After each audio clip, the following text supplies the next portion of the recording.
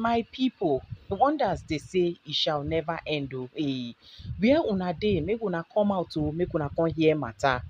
So, according to this very information, it dey very very obvious if this information is correct. Say this is one of the reason wey make Ipa bin come out come talk say Reji dey into druggy. Not only normal druggy o, e say 5 different one, both Coca-Cola, openmili and powder and so many other thick one. So that by the time wey she come out come dey talk, dey expose some kind secrets, the whole world go come dey tell her say, madam enter house, madam go to rehab, madam we fear for your life, madam you don kolo, madam you need this, you need that. That was his plans and motive in her life. But last e don destroy, because at this point in time, virtually all the things wey Regina don come expose about this man, like joke like play, e don dey play, people don dey see am. My people, una remember once upon a time when Reji come out come delete her, deactivate her Instagram account immediately when Chika Ike belle surface, saying that she is about giving birth, her baby born. Say she is about giving birth. She never post am say she don born o. That is, she wan born. So she come post her baby born. E no even reach hours na Regina Daniel deactivate her Instagram handle. As if that was not enough, people talk. They start dey drag am. Hey, finally o, secret don expose o. Ipa don finally give Chika Ike belle o. Chika Ike go born pikin for Ipa o. Finally, we have got wedding to plan o. This one, that one o. Na so online in-laws start dey drag dem legelege like I pass my neighbor generator. To cut the long story short, Chika Ike finally come post say she don born a bouncing baby girl. People come dey do congratulation. They come dey say, "Toh, madam, you don try. Na woman you be. Try post the baby, make we see the baby's face now.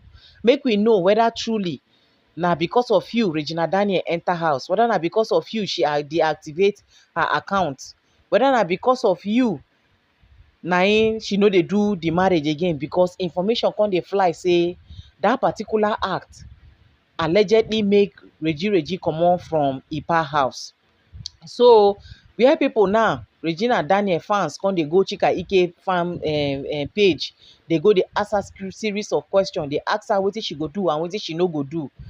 Come dey go Ipa place again, go dey tell am congratulations o, we hear say your side chick don born o, this that o. Based on the news wey bin circulate say Chika Ike and Ipa dey date. Say na even Chika Ike na introduce Mama Regina Daniel to Ipa. At the end of the day, Ipa come go, Mama Regina Daniel come carry Regina Daniel come go introduce her to Ipa. Ipa come kolobi that one. So Chika Ike was angry, and of which for this internet space, na we dey, na alleged audio come out of Mama Regina Daniel where she dey para, dey talk say their colleague for the entertainment industry wey dem sabi snatch, make dem no touch her pikin property. This one, that one. People come say, madam, leave Chika Ike alone. Na you even collect Chika Ike property. Na you collect Ipa from Chika Ike. We know Chika Ike and Ipa. Madam enter house. For people wey dey follow the story, they come allegedly. So as they finish that one, everybody enter house say talk. As they drag them, they go, they drag them, they come. Now Ipa come out, come talk say, abeg o, him o, he no get hand for Chika Ike belle. He no get hand for Chika Ike pikin. Say he no dey date single mother. He no dey date person wey don marry before. Na veve na him dey always dey carry. Say nothing concern her concern Chika Ike. Chika Ike too come out, come talk say, nothing concern her with Ipa o.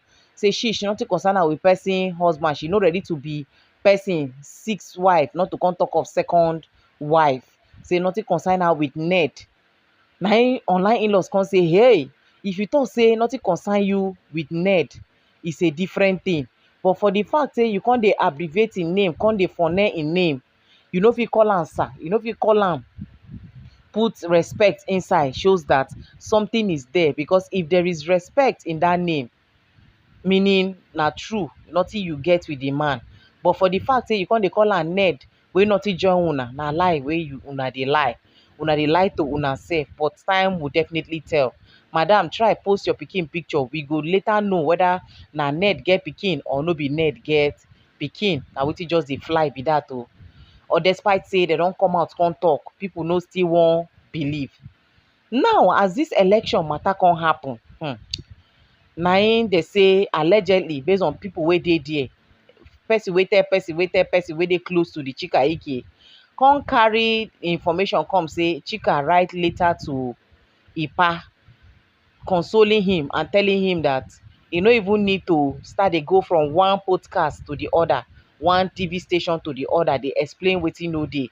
Everybody know say na him win, but because of favouritism and because of wetin dem don already promise the other person, na him make dem collect am for him hand. But wetin him go do? If he still dey and make him no bother himself say him dey decamp again go back to any party, make him just remain for the APC, dey work for any party wey dey him mind. Make him do like the way Wike do, wey Wike dey PDP, dey work for APC. So make him do like that. That way they go give am appointment. They say na so she advise Ipa o, allegedly, according to the story. At the end of the whole matter, na im somebody again come dey talk say Chika come provocate o.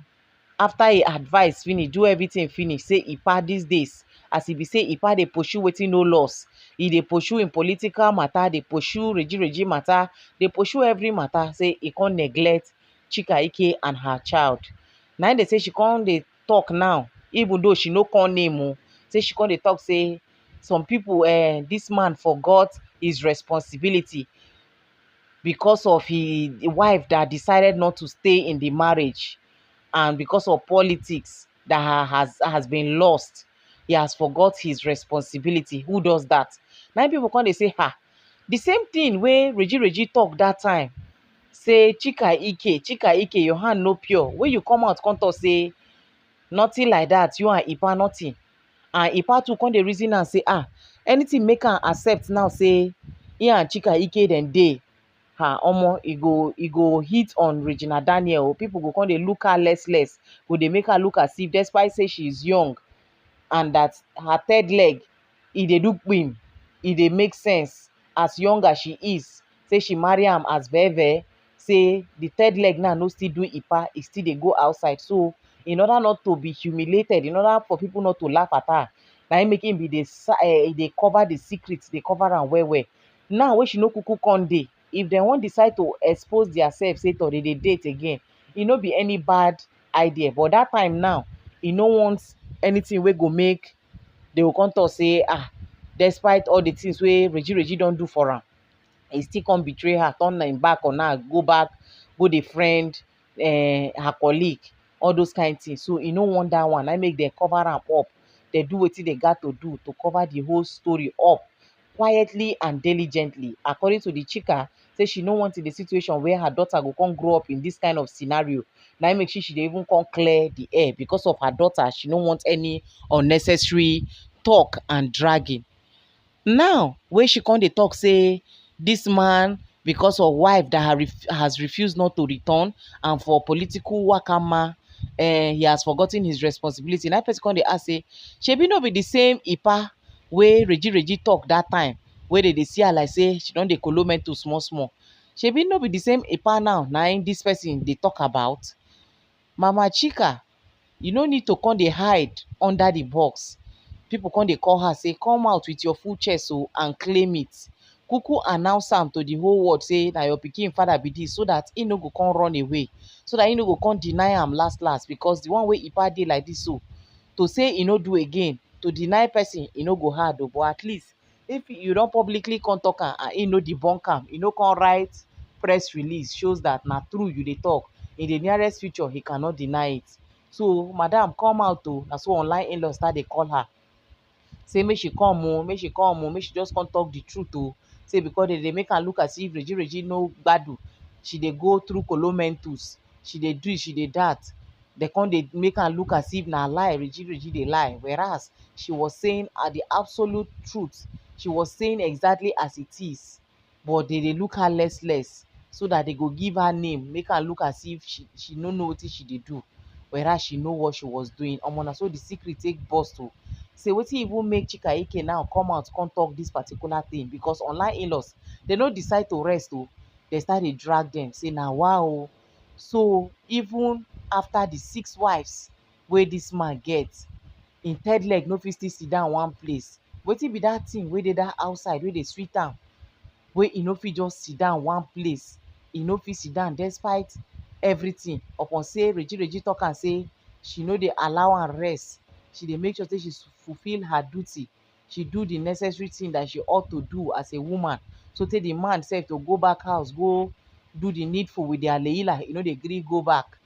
Wetin come happen wey be say na that outside come dey sweet am if the information is correct?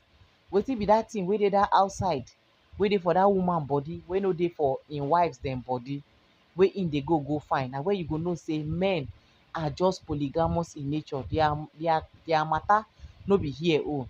Na im people still dey advise o say no follow Ipa own o.